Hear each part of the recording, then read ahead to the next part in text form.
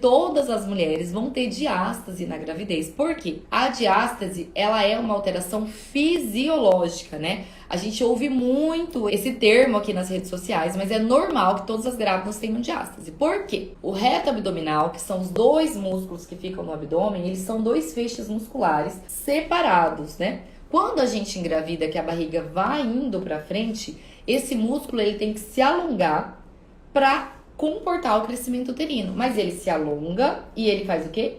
Tem uma abertura entre os dois feixes musculares. Essa abertura dos retos abdominais, né, dos dois feixes, essa distância aqui é o que a gente chama de diástase. Então, a diástase ela é um mecanismo fisiológico para adaptar o crescimento do útero dentro da barriga. É normal que isso aconteça. Mas a gente pode evoluir com uma diástase patológica, que é o quê? Na gestação, então, às vezes as mulheres vão ter essa distância dos dois feixes musculares de meio centímetro, 1 centímetro e meio.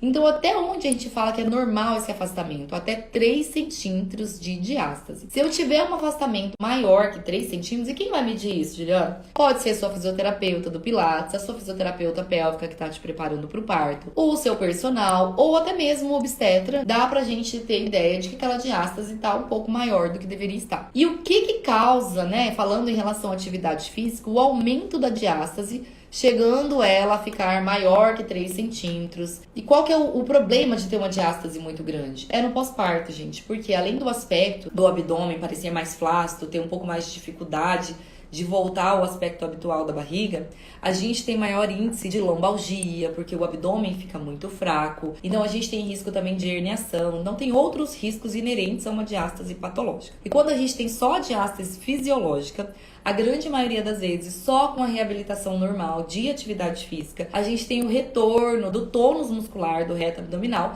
e a gente não precisa de nenhum tratamento específico. Então, nem toda grávida no pós-parto vai fazer um tratamento para retorno da diástase. A grande maioria, essa diástase vai fechar e vai voltar ao normal, fisiologicamente, normal, né? Então, a gente não pode o quê? Atrapalhar. E aí, as atividades físicas, se elas não tiverem alguma orientação, ela pode aumentar o risco de você desenvolver uma diástase patológica.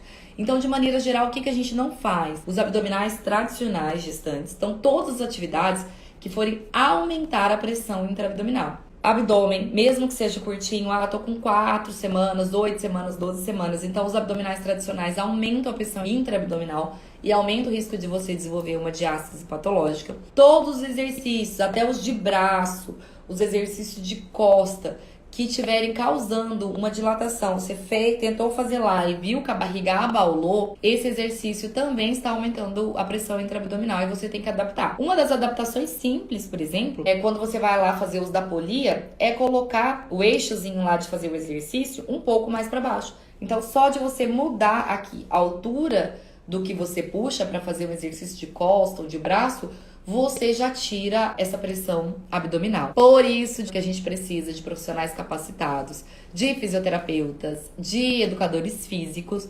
orientando a sua prática de atividade física. Então, por que a gente precisa saber que tem algumas coisas que a gente não pode, ou os cuidados que a gente deve tomar? Até para você analisar ou você ir atrás de um profissional capacitado para estar com você durante todo esse período. E outra coisa também que a gente não faz, que pode piorar a diástase, são os exercícios que a gente fica com o abdômen para baixo. Então, por exemplo, os exercícios de prancha abdominal não é o ideal para gestante. O útero vai pesando e aí o reto abdominal vai sendo forçado, aumenta também o risco de fazer uma diástase patológica. Os exercícios que a gente faz de localizado em 4 apoios, a gente também vai ter que adaptar. Todo exercício em 4 apoios, o útero tende a ficar com o peso em cima do reto abdominal e também pode piorar. Então, o que a gente vai fazer? Os de 4 apoios, a gente vai fazer em pé, vai fazer escorado na parede, né? Então, tem formas de a gente adaptar que a gente não aumenta o risco de uma evolução de uma diástase patológica.